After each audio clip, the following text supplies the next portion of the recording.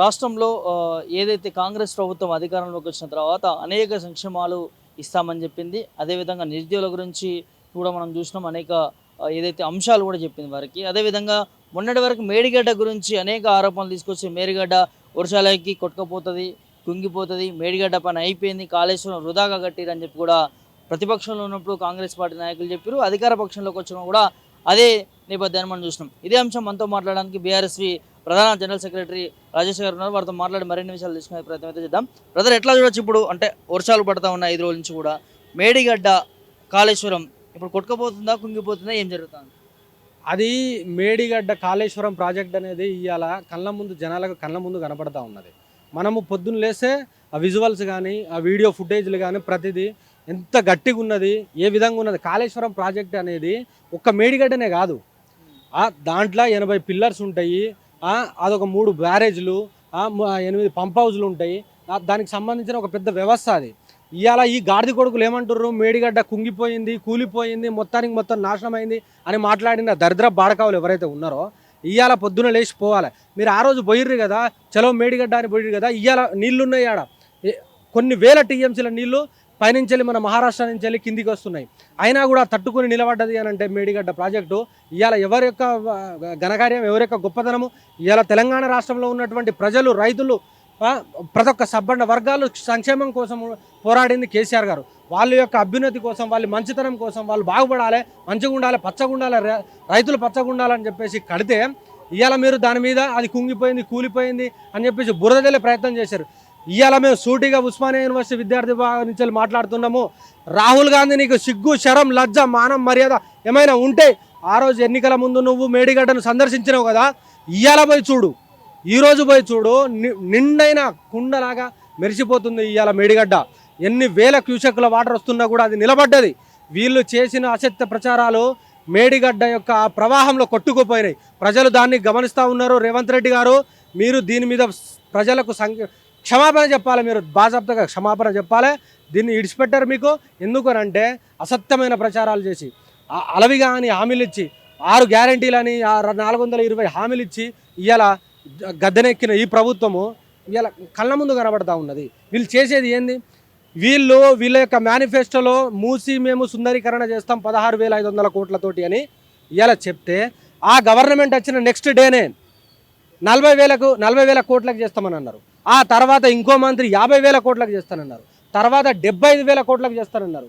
ఇవాళ స్వయాన ముఖ్యమంత్రి అనేటోడు 1,50,000 కోట్ల రూపాయలతోటి మేము సుందరీకరణ చేస్తాం అని చెప్తున్నారు. దీని వెనుక ఉన్న ఆంతర్యం ఏంది? బాజాప్తగా తెలంగాణ ప్రజలకు తెలియాల్సిన అవసరం ఎంతైనా ఉన్నది.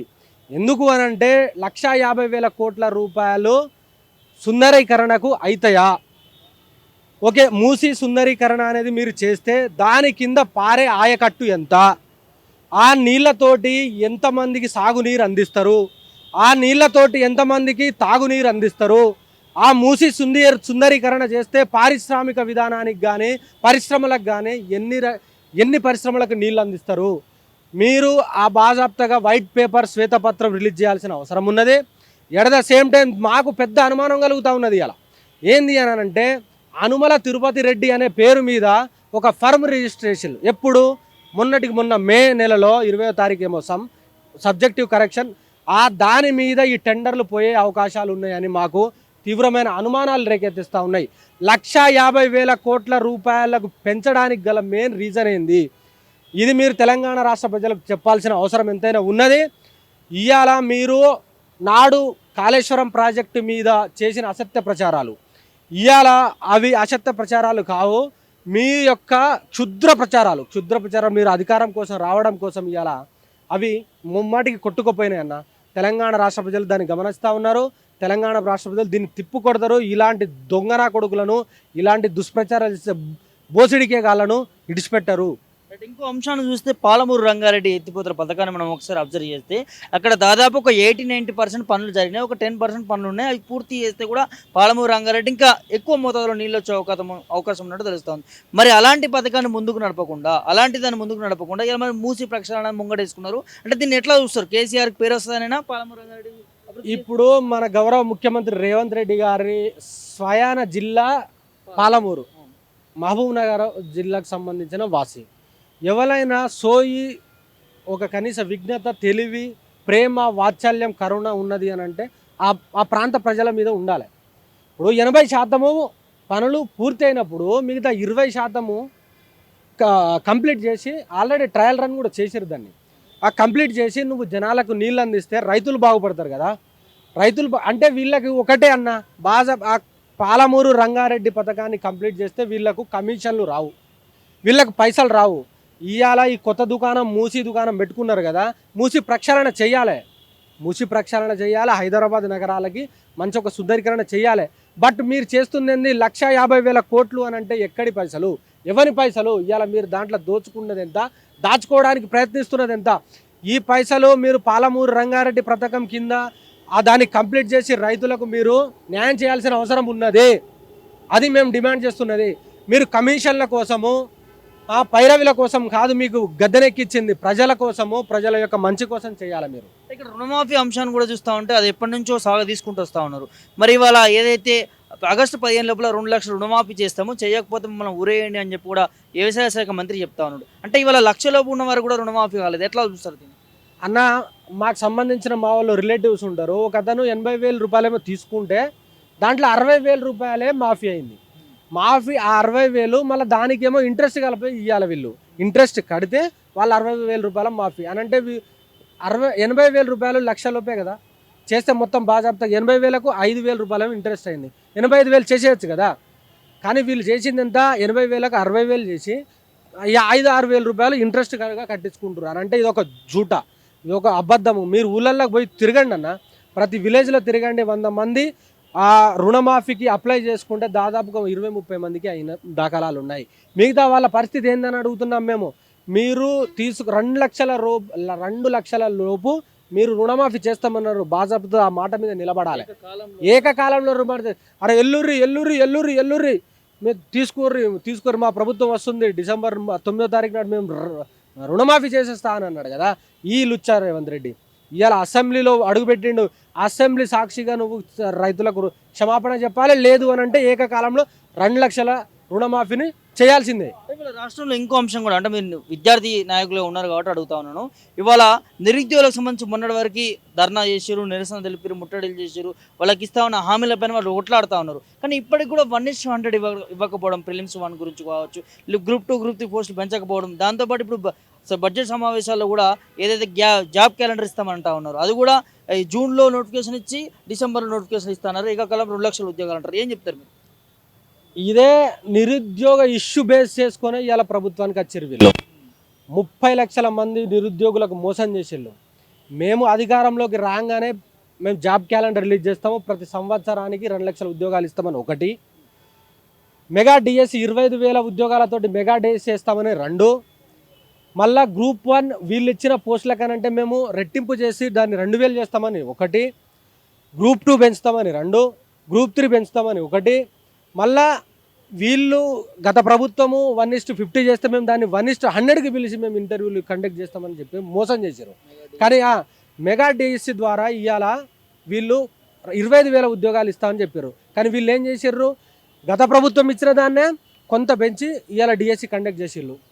దాని మీద కోర్టుకు వెళ్ళి దాని మీద విపరీతమైన ధర్నాలైనాయి, ఆమర నిరాహార దీక్షలు కనీసము చీమ కుట్టినట్టు కూడా ఈ ప్రభుత్వానికి కలిగింది లేదు. ఈ దేశంలో, ఈ యొక్క భారతదేశంలో హోంమంత్రి లేని, విద్యాశాఖ మంత్రి లేని రాష్ట్రం ఏదైనా ఉన్నది అని అంటే అది తెలంగాణ మాత్రమే. నువ్వు విద్యార్థుల పేర్లు చెప్పుకొని, నిరుద్యోగుల పేర్లు చెప్పుకొని, యువత పేరు చెప్పుకొని గద్దెరెక్కినవు కదా. ఇలా విద్యార్థుల సమస్యలు నీకు పట్టవా? విద్యాశాఖ మంత్రిని వెయ్యలేవా నువ్వు? కనీసం విద్య మీద అవగాహన లేనోని నువ్వు, విద్య అంటే తెలియనోని నువ్వు, కనీసం అంటే ఇవాళ అడ్డ మీద కూలీలని మాట్లాడినావు నువ్వు. అలాంటివి ఉద్యోగాలు ఎన్ని ఉన్నాయి, ఎన్ని భర్తీ ఉన్నాయి, అసలు ఆర్థిక శాఖ ఎంత ఆమోదించింది, ఏం చేయాలి, ఒక ఎగ్జామ్కి ఇంకో ఎగ్జామ్కి ఎంత వ్యవధి కాలం ఉండాలి అనే కనీసం తెలియనోడు ఇవాళ విద్యాశాఖను తన చేతుల్లో పెట్టుకున్నాడు. ఇది చాలా హేయమైన పరిణామం మేము చేస్తూ ఉన్నాము. రేపటి రోజున ఇదే రేవంత్ రెడ్డికి మేము విద్యార్థుల తరపున చెప్తా ఉన్నాము, ఇచ్చిన హామీలు మాకు కావలసినటువంటి 2 లక్షల ప్రతి ఏటా ఉద్యోగాలు, మెగా డిఎస్సి పెంచుతానన్న గ్రూప్ 1 పోస్టులు, పెంచుతానన్న గ్రూప్ 2, గ్రూప్ 3 పోస్టులను పెంచాలి. లేని పక్షంలో ముట్టేట దాడులు జరుగుతాయి, ఇడిచిపెట్టేది లేదు. ధర్నాలు చేస్తాం, రాస్తారోకోలు చేస్తాం, బైండ్ ఓవర్లు చేస్తాము, వంట వార్పులు చేస్తాము. నాటి తెలంగాణ ఉద్యమం ఏ విధంగా ఉవ్వెత్తున సాగిందో ఉస్మానియా యూనివర్సిటీ తరపున అదే విధంగా రేపటి రోజున మా యొక్క కార్యక్రమాలు ఉంటాయి, మా కార్యాచరణ ఉంటుంది. విభజన హామీల పైన రెండు రాష్ట్ర ముఖ్యమంత్రులు కలిసి కూడా సమస్యలు ఏమిటో వాటిని అమలు చేస్తాం, నెరవేరుస్తాం అంటా ఉన్నారు. విభజన హామీల మీద వీళ్ళు మాట్లాడినట్టు ఏం లేదు. వాళ్ళు కనీసం బయటకు వచ్చి చెప్పిన దాఖలాలు లేవు. వీళ్ళు ఇద్దరు కూర్చొని మన యొక్క షేరింగ్ ఎంత అన్న, నేను నీకు సపోర్ట్ చేస్తా, నువ్వు నాకు ఈ సపోర్ట్ చేయి, మా ఇత్నాకరంగా నువ్వు ఉత్నాకరం అన్నట్టు నేను నీకు సపోర్ట్ చేస్తాను, నువ్వు నాకు సపోర్ట్ చేస్తాను మాట్లాడి తప్ప విభజన హామీలు చేసిన 7 మండలాలను దోచుకోపోయింది ఆంధ్ర. వాటి గురించి మాట్లాడిన రేవంత్ రెడ్డి ఇప్పటి వరకు విభజన హామీలలో ఉన్నటువంటే కదా. ఇలా మనకు కావాల్సిన బయ్యారం ఉక్కు ఫ్యాక్టరీ కానీ, బయ్యారం స్టీల్ ఫ్యాక్టరీ కానీ, at the same time coach factory కానీ, మనకు ప్రతి జిల్లాకు ఒక నవోదయ స్కూల్ కానీ, ఐఐఎం కానీ, ఐసర్ కానీ, ఐఐటి కానీ, వాటి గురించి ప్రతిదీ మన యొక్క విభజన హామీలో ఉన్నాయి. వాటి గురించి మాట్లాడిండా? ఎక్కడ కూడా మాట్లాడలే. ఆయనకు రావాల్సిన వాటా గురించి మాట్లాడుకున్నాడు, ఆయనకు రావాల్సిన పదవుల గురించి మాట్లాడుకున్నాడు, ఆయనకు రావాల్సిన నిధుల గురించి మాట్లాడుకున్నాడు, ఆయనకు రావాల్సిన పైసల గురించి మాట్లాడుకున్నాడు తప్ప ఎక్కడ కూడా ఈ ప్రాంతం యొక్క ప్రజల సంక్షేమం కోసం కానీ, ఈ ప్రాంత ప్రజల యొక్క అభివృద్ధి కోసం కానీ, ఈ ప్రాంత ప్రజల యొక్క మంచి కోసం కానీ మాట్లాడిన దాఖలాలు లేవు. అది నాకు తెలుసు, ఈ తెలంగాణ రాష్ట్ర ప్రజలకు తెలుసు, మీడియాకు కూడా మీకు కూడా తెలుసు. ఎక్కడ కూడా మాట్లాడిన దాఖలాలు లేవు. ఎట్లా చూడవచ్చు రానున్న, అంటే ఇప్పుడు ప్రభుత్వం ఏర్పడి 7 నెలల నుంచి 8 నెలలుగా వస్తూ ఉంది. రానున్న రోజుల్లో నిరుద్యోగ సమస్యలు కావచ్చు, ఇప్పుడు రాష్ట్రంలో సంక్షేమ పథకాల గురించి కాబట్టి వీటన్నిటి గురించి, నిరుద్యోగం గురించి విద్యార్థి సంఘాలు ఏం చెప్తాయి? అన్న, వీళ్ళు వచ్చిన 100 రోజుల్లోనే మేము ఇచ్చిన హామీలను నెరవేరుస్తామని చెప్పారు. 100 కాస్త 200 అయింది, 200 కాస్త 300 అయింది, 300 కాస్త 400 అయింది. ఇవాళ 8 నెలలు గడుస్తూ ఉన్నా కూడా ఏ ఒక్క పని చేసినా దాఖలాలు లేవు. ఒకటి చేసింది వీళ్ళు ఏంది అని అంటే ఫ్రీ బస్ వేసింది. ఫ్రీ బస్ వేస్తే ఇవాళ ఫ్రీ బస్సులో కూరగాయలు అమ్ముతున్నారు, ఫ్రీ బస్సులో పొట్టు తీసుకుంటున్నారు, ఫ్రీ బస్సులో ఎట్లాంటి దుస్థితి జరుగుతుంది, ఎట్లా లొల్లులు అయితేనే మన తెలంగాణ రాష్ట్ర ప్రభుత్వం కళ్ళ ముందే కనబడతా ఉన్నది. వీళ్ళు ఇచ్చిన హామీలు నెరవేరకపోతాయి. ఊరు తిరుగుతాం, వాడ తిరుగుతాం, ప్రతి గడపకు తిరుగుతాం, ప్రతి ఇంటికి తిరుగుతాం, ప్రతి యువకుని లేపుతాం, ప్రతి రైతులు లేపుతాము. వీళ్ళు ఇచ్చిన హామీల మీద వాళ్ళకు జ్ఞానోదయం కలిగిస్తాము, వాళ్ళ మేల్కొల్పుతాము.